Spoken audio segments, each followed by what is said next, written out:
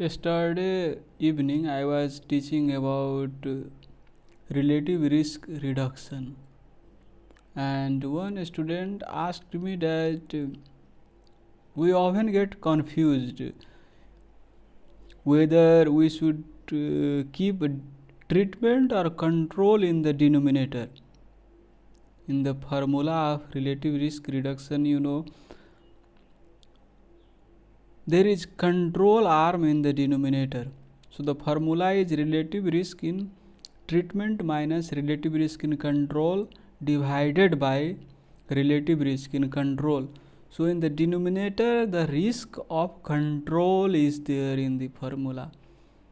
So he told me that we often get confused whether to keep treatment or control, because we often forget if we memorize the formula.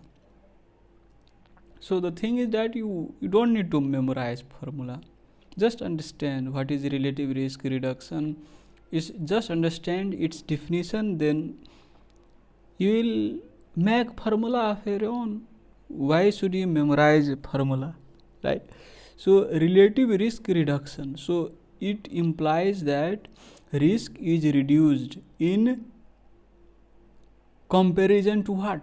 In comparison to reference, in comparison to a control, right? So it is estimating the risk reduction compared to a control, compared to a reference population, right? So it is comparing the risk reduction in the treatment arm to control arm.